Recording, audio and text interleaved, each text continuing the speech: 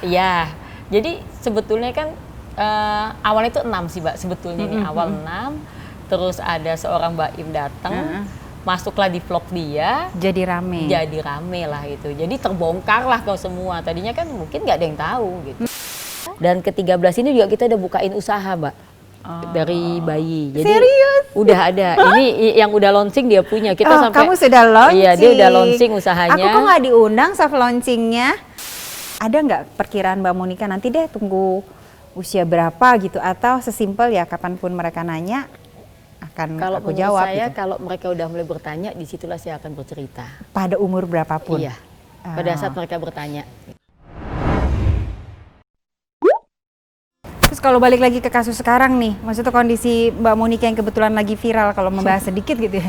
Jadi ini asal muasalnya kecelakaan gitu ya, karena ada salah satu. Iya, jadi sebetulnya kan awalnya itu 6 sih Mbak, sebetulnya nih awal 6, terus ada seorang Mbak Im datang, masuklah di vlog dia, Jadi rame lah itu, jadi terbongkar lah ke semua, tadinya kan mungkin nggak ada yang tahu gitu. Dan itu ya udah jalanin aja, mungkin ini berkah. Dari 6 itu mungkin akhirnya yang 7 sampai dengan 13 itu tahu dari vlog itu juga mungkin? Atau enggak? Sebetulnya pada saat si Mbak Im datang itu, saya udah bilang juga ke Mbak Im bahwa kita lagi nunggu ini kelahiran bayi yang ke-7 gitu. Nah tapi setelah masuk di vlognya dia, di vlog Mbak Im, ternyata orang akhirnya banyak DM lah ke saya. Setelah DM biasanya kan saya wawancara dulu lewat telepon, saya cek dulu keadaannya dia gimana nih, pantas nggak kita bantu nih, enggak gitu. Akhirnya tadinya maunya nomor 7, kesalip 2, jadi dia nomor urut 9 dia yang tadi nomor 7. Jadi 2 keburu lahir terus baru. Jadi Agustus itu sampai 3 kali saya.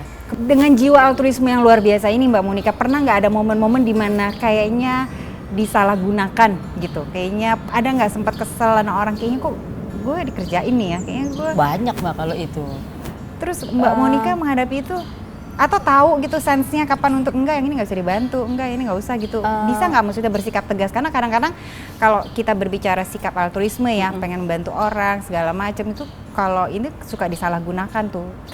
Kekurangannya justru kalau belum mampu mengasah sikap tegas itu. Nah kalau Mbak Monica gimana? Sebetulnya saya pribadi, saya tuh paling susah ngomong enggak gitu. Jadi nggak bisa gitu. Jadi untungnya di sekeliling saya, staff-staff saya itu kan yang biasanya saya suka diskusi dengan mereka. Ini permasalahan ini. Nah biasanya yang lebih tegas itu orang di sekeliling saya. Kalau sayanya pribadi, saya tuh nggak tegaan orangnya. Terus terang tuh saya, iya maksudnya apa yang bisa saya bantulah gitu. Tapi kan kadang-kadang itu yang tadi Mbak bilang kan, akhirnya kita dimanfaatin banyak. Dan bukan cuma 13, kalau dihitung saya mungkin udah dikerjain sama orang itu mungkin ada 6 atau 7. Yang jadi karena kan gini Mbak, saya kan nggak pernah ketemu sama orang yang hamil ini, saya nggak pernah ketemu. Jadi nggak ketemu. Jadi dia menghubungi saya, terus saya telepon balik, saya tanya kenapa masalahnya seperti itu, terus ya saya minta biaya untuk anak saya nggak pernah tahu ini sehat atau enggak. Terus saya untuk makan aja susah. Akhirnya saya tanpa pikir panjang, saya transferlah sejumlah uang ke ibu-ibu ini. Saya kan nggak kenal karena banyak juga yang di luar kota seperti itu. Saya jadi nggak bisa dilihat secara langsung juga. Nah ternyata pada saat saya transfer, terus dia bilang saya udah mau melahirkan. Saya pikir oh ya hitungannya bener juga gitu. Saya transfer juga sejumlah uang. Terus mana anaknya, saya mau lihat. Terus iya bunda, nanti 3 hari lagi mau dibawa lah ke bunda, titip ya bunda gini-gini. Oke saya mau lihat dong anaknya, fotoin. Betul difotoin.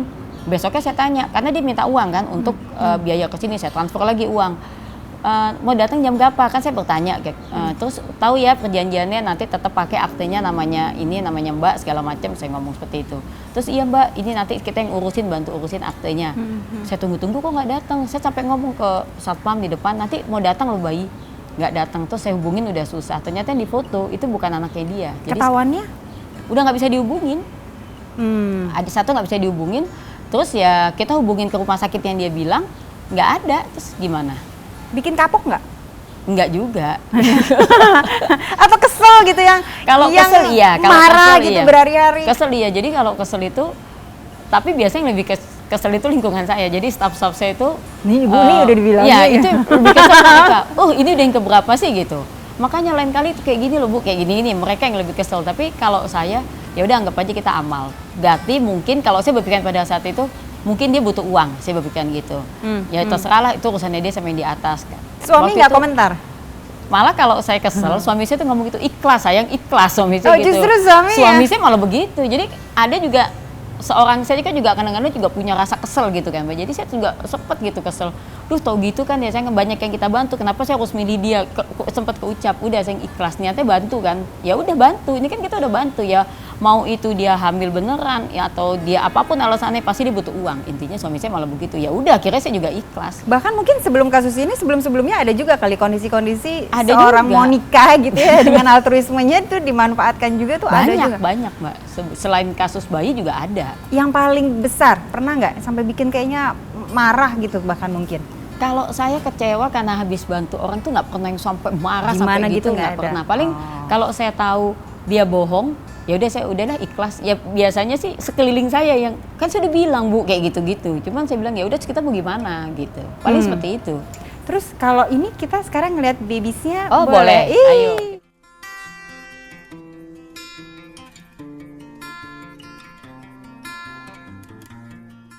Ya ampun ini lucu banget, Moms of Orami. This is Bianca ya. Halo, hai, say hi Bianca. Dan ini Tristan sama Bunda Monica. Baby number 2, baby number 1. Oh, ini jadi ini nomor 1 Nomor jadinya 1. ya, yang kebalap itu. Iya, nomor 1 ini. Ini nomor 2. kebalap. Ini kebalap. Iya kan? Dan selisihnya ini 18, ini 23. Selisihnya cuma 5 hari. Oh ya ampun, ganteng dan cantik. Kita ngobrol-ngobrol bentar sama bundanya ya. Terus ini lagi nggak bobo? Baru bangun. Oh baru bangun. Dia baru bangun. Mamam sudah? Perut aman? Perut aman. Aman ya. Mbak Monica aku penasaran, ini kan ada 13 anak nih. Rencana ke depannya apakah memang akan diasuh terus atau nanti kalau ada yang mau adopt gitu katakan gitu ya, itu boleh atau gimana? Ya, Ada nggak proses itu? Ada Jadi- udah mulai nanya nggak misalnya teman-teman Jadi Mbak Monica? ada, setelah saya masukin kan mereka bisa ngeliat juga di YouTube kita, di IG. Boleh nggak diadopsi? Kan masalahnya ibunya, ibu dari 13 ini kan memberikan amanahnya kepada saya gitu. Oh, Dan iya. yang mengirimkan ibu itu bisa menghubungi saya kan pasti ada tangan Allah juga yang bicara gitu. Jadi saya sih selalu bilang bahwa yang ke-13 ini tidak mungkin saya serah terimakan. Gitu. Oh, 13 ini 13 berarti ya. ini, iya. Nah, itu kemudian nanti rencana yang kayak panti asuhan gitu segala macam sejauh ini sampai dengan saat ini ya. Yang masih menghambat itu apa Mbak Mon? Maksudnya belum sampai terrealisasi. Sebetulnya saya juga punya yayasan Mbak, satu lagi ada namanya Yayasan Harmoni Peduli Nusantara. Harmoni Peduli Nusantara Iya. itu bergerak di beda sama di Bidadari bidang- Indonesia nih. Hampir sama sih, sama-sama sosial. Pokoknya saya itu hubungannya dengan sosial aja paling suka. Luar biasa ya. Iya, Iya. bundanya luar Iya biasa kan, banget. Tristan kan? Oh iya. Gitu. Tristan mau ngomong apa nak? Terus si Harmoni itu Nah, jadi sebetulnya dari Kementerian Sosial, Kemensos RI itu udah mau kerjasama dengan yayasan kita supaya meminta saya untuk menjadi itu foster, jadi duta orang tua asuh. Oh, Gitu. cocok banget. Sebetulnya saya itu niat saya tuh sebetulnya saya yakin di luar sana banyak Monica lain. Jadi tapi mereka mungkin tidak tahu caranya. Iya. Channelnya juga bagaimana kan. Iya, kenapa kan ya? Tristan? Tristan mau tanya namanya siapa sih Tante cantik Aku Tante gitu. Lisa. Kamu ganteng banget sih. Ih, ketawa dia sama aku, ketawa. Si ganteng. Nah, jadi itu sudah mulai proses. Udah mulai proses. Jadi kemarin juga saya sempat ketemu dengan Pak Menteri, terus Pak Dirjen udah datang juga ke sini, terus direktur yang menangani masalah anak itu juga sudah datang ke sini. Jadi udah meminta untuk saya dijadikan duta ya insya Allah tahun depan gitu. Jadi maksudnya supaya saya mengajak keluarga-keluarga Indonesia di luar sana yang punya rezeki lebih gitu. Karena kalau menurut saya sih panti kan bukan tempat terakhir buat anak-anak gitu. Jadi tempat terakhir itu memang harusnya keluarga. Jadi tapi nanti panti asuhan ini akan didirikan sebagai Tapi mungkin mediasi iya, untuk mediasi betul. Tapi mungkin saya tuh sebetulnya sangat tidak suka panti asuhan. Maksudnya namanya Kayak anak konotasi, panti ya ya. konotasinya. Jadi mungkin namanya apakah House of Monica's Angels kah atau Rumah Anak Indonesia, saya lebih cenderungnya sih ke situ nanti namanya. Ya ampun, luar biasa. Ya ampun nak, rezeki kalian. Iya. Kalau terus nih 13 anak dadakan gitu ya. Kalau kita berbicara parenting, beda nggak antara yang memang 4 anak pertama Mbak Monica sama suami dengan kemudian 13 ini rencana ke depan udah pernah bahas belum sama suami ini gimana nih ke depannya nih? Nah, saya tuh bilang gini ke suami. Sebetulnya sih suami saya sih yang lebih untuk the Kan dia future kebapaan ini, banget nih anak-anak, tadi ceritanya. Ya, kebapaan dan ya namanya pengusaha, jadi itu mikirnya tuh udah stepnya tuh 5 tahun 10 tahun ke depan. Kalau saya kan masih mikirnya ya masih ini yang penting saya ngerawat dengan cinta, dengan apa masih itu. Tapi dia tuh udah yang stepnya udah nanti ini. Nanti Allah akan bukakan jalan lah. Jadi seperti juga anak-anak saya yang lain, ke-13 ini juga udah kita siapin ini asuransi. Jadi mereka juga udah disiapin asuransi semuanya. Jadi pada saat mereka usia 1 bulan dapat hadiah dari suami saya asuransi kan. Jadi mereka udah dapat asuransi dan ke-13 ini juga kita udah bukain usaha, Mbak. Dari bayi. Jadi serius? Udah ada. Ini yang udah launching dia punya. Kita sampai kamu sudah launching. Iya, dia udah launching usahanya. Aku kok nggak diundang soft launchingnya? Kenapa? Aku nggak diundang. Kenapa? Launchingnya. Karena produkku suka sold out Tante. Oh, ya jadi produknya dia nih ampun. luar biasa nih. Jadi kita juga nggak nyangka. Jadi kita yang udah kita launching sih dia sebetulnya udah 2, tapi yang satu kita hold dulu tahun depan karena kita takut ini aja kita keteteran gitu sambil gitu. Jadi satu-satu udah kita jadiin pengusaha cilik nih, pengusaha baby ya. Ini mau launching apa yang ini? Oh, ini empek-empek. Oh, empek-empek. Aku suka empek-empek, Bi. Nanti Tante dibagi ya, Bi. Nanti kasih kita alamatnya Tante ya, biar Tante promosiin aku mau ya. Oke. Terus ada nggak maksudnya nanti perbedaan selama ini ya dengan anak-anak sebelumnya juga Mbak Monica, ada nggak perbedaan pola parenting paling yang tadi ya? Kalau ayahnya mah iyain aja gitu ya. Iya, tapi kalau sampai detik ini semuanya sih sama gitu. Dan anak-anak saya tuh alhamdulillah yang udah mulai besar-besar ini nggak pernah cemburu juga sama adiknya. Kadang-kadang kan, oh bunda nih kayaknya ayah nih peduli. Karena mereka juga menganggap ini adiknya. Jadi mereka kalau misalnya itu mereka kadang-kadang mereka yang beliin baju, mereka yang apa. Ini buat Tristan, nih buat dia tuh. Kamu juga mau beliin baju buat kakak? Iya. Dari keuntungan jualan. Oh gitu. Untungnya buat bunda atau buat Tristan? Untungnya luar buat bunda atau buat banget. Tristan sih? Tapi kedepannya ya, ini anak-anak kan, apalagi anak-anak zaman sekarang kritis ya. Kalau mereka mulai bertanya, ada nggak secara psikologis kan pasti mereka mau menjawab apa Mbak? Iya. Sebetulnya itu yang beban juga buat saya dan suami saya gitu. Karena anak-anak di zaman sekarang ini dari kecil sekali kadang-kadang dan itu suka. juga pertanyaan anak-anak saya. Anak-anak saya selalu ngomong gitu, apa yang nanti ya dipikirkan oleh ke-13 ini kalau mereka tahu bahwa bunda dan ayah itu bukan ibu kandungnya mereka. Terus saya selalu ngomong gini, bunda yakin sama ayah bahwa Allah ini kan udah mengatur semuanya gitu. Mungkin ada dari mereka yang mungkin, oh ternyata saya tinggal di rumah ayah bunda, ternyata pada suatu saat mereka tahu kok di aktenya bukan namanya bunda sih. Karena atau nama bukan kan namanya tetap ayah. Ya, sampai detik ini sih saya masih namanya mereka itu di situ sih masih tulis namanya ibu kandungnya sampai sekarang. Jadi sebagian yang udah jadi ini ada akte dari 13 ini yang udah jadi sekitar 7 akte itu nama ibunya semua. Karena saya juga sepakat sama anak-anak saya gitu. Oke, kita taruh dulu nama ibunya. Yang penting kan yang namanya hak anak mereka harus juga punya dulu akte. Maksudnya kalau kita mau pergi gitu, kita mau bikin paspor segala macam kan susah kalau nggak ada aktenya. Jadi akte tetap nasib nama ibunya. Nah, saya yakin gitu nanti suatu saat saya akan bicara mungkin dari hati ke hati ke mereka bahwa pasti ibunya punya alasan tertentu kenapa kok mereka bisa diasuh sama bunda sama ayah. Gitu. Tapi itu sudah terfikirkan ya? Iya, saya sih udah, cuman cara penyampaiannya yang saya sekarang mungkin Allah nanti akan ngasih yang terbaiknya bagaimana saya belum tahu ke depan, tapi pasti saya akan bicarakan kepada dia dan saya juga minta mereka untuk tidak membenci ibunya kan. Dengan niat baik insya Allah semua ada jalannya ya. Tapi berkaitan dengan nama di akte itu sendiri ya Mbak Monica, apakah itu tidak menyusahkan? Suatu saat kan kayak misalnya urus paspor aja itu kan harus ada tanda tangan persetujuan orang tua kandung. Kalau nanti tiba-tiba orang tua kandungnya, mudah-mudahan tidak pernah terjadi, tapi katakan gitu ada satu masa di mana susah dicari segala macam itu. Sampai detik ini sih ke-13 ini selalu komunikasi sama saya. Jadi masih baik hubungannya.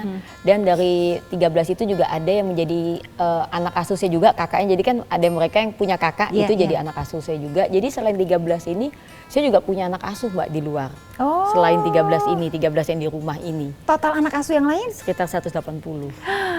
Ya ampun. Jadi di antara 13 ini sebenarnya sudah ada belum yang sebelum ibunya Mbak Monica sudah kenal? Selain 13? Enggak, yang dari 13 ini. Sebelumnya udah ada yang dikenal belum ibu-ibunya? Enggak ada. Memang kalau ini benar-benar baru gitu baru, ya? Oh, tepuk tangan. Yeay. Klap, Lagi? Klap your hand. Oh udah, belum. Kita belum selesai. Aku masih mau ngobrol sama Bunda, boleh ya? Ya? Boleh. Oke. Oh gitu. Tapi ya gitu, karena kan memang bagaimanapun juga anak-anak zaman sekarang lebih kritis ya. Mereka tuh pertanyaan-pertanyaannya lebih cepat tuh gitu. Bisa 1 tahun tiba-tiba udah muncul.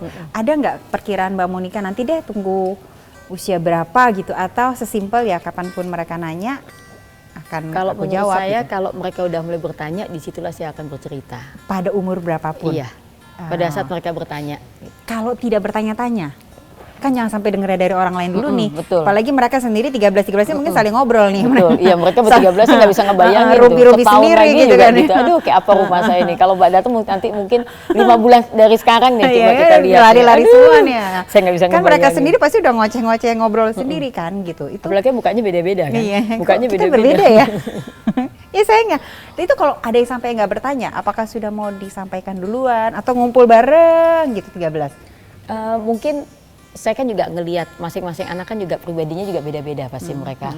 Tingkat dewasanya juga beda-beda mungkin. Saya juga mungkin akan, kalau itu sampai terjadi, mungkin saya juga akan diskusi. Mungkin bukan saya menyampaikan, bisa jadi, atau mungkin kakak-kakaknya yang menyampaikan gitu. Jadi saya sebetulnya sih, saya ngelihat ke Kondisi psikologisnya anaknya. anak-anak juga sih. Ya ampun, ya tapi luar biasa banget loh. Cuman kan memang 13 anak nggak akan mudah, tapi mungkin Mbak Monica jalaninnya ya one step at Kalau one saya time apa aja Mbak, ya. Saya ngerasa mungkin karena saya seneng ngejalaninnya, saya suka tuh, saya seneng. Terus saya juga ngerasa hidup saya jadi lebih berarti aja sekarang. Jadi di saat Allah kasih saya rezeki, kasih suami saya juga rezeki, terus di saat itu juga saya bisa berbagi. Apalagi di zaman yang sulit ini kan. Kan bukan cuman anak ini 13 ini, tapi kan saya sudah menyelamatkan 13 keluarga. Iya, iya, iya. Dan siapa tahu juga kan bola salju kebaikan itu kemana-mana juga ya. Itu saya sih sebenarnya mengetuk hati keluarga-keluarga di luar sana juga. Semoga apa yang saya kerjakan ini bisa menginspirasi juga sih Mbak. Walaupun sebenarnya menginspirasi ini dalam bentuk ketidaksengajaan ya. Karena kan tidak pernah diniatkan untuk viral, tidak pernah diniatkan untuk diekspos. Iya, tapi ya mungkin akhirnya memang jalannya demikian. Terekspos dan akhirnya juga banyak juga orang tua yang menghubungi ke saya. Jadi kalau ada nanti bayi saya mau. Jadi yang kita percepat sekarang sih yayasan ini supaya kita bisa bersinergi dengan pemerintah, dengan Kemensos, supaya prosesnya juga lebih jelas kan. Saya cuma takutnya, saya nih mereka kan sekarang banyak ngelihat, oh bayi-bayi udah kasih aja ke Bunda Monik, begitu kan sekarang banyak kasih komunikasi Angels, kalau ada bayi selalu seperti itu. Nah yang saya takutin kan banyak orang juga yang menghubungi saya, terus nanti human trafficking kayak gitu, yang bayi yang dijual, itu yang selalu kalau misalnya ada orang yang menghubungi saya juga ini orang bener nggak, terus apa masalahnya nggak punya anak, nah itu. Nah Kemensos juga itu mau, kan juga screening itu yang penting, ya. betul. Jangan sampai kemudian disalahgunakan juga, tapi dalam lingkup yang lebih luar Betul, biasa itu yang lagi kita kan. juga takutin, ya. Gitu, ya ampun, semoga semua proses berjalan lancar terus. Amin. Semua sehat-sehat selalu. Amin. Gimana Berbahagia amin ya? bersama. Amin. Amin gimana? Amin. Ya, berbahagia bersama gitu ya. Tumbuh sehat, bahagia, dan kemudian juga berguna buat yang lainnya. Amin. Amin. Terima kasih banget ya Mbak Sama-sama, Monica Mbak. Saya untuk terima cerita kasih. berbaginya ini.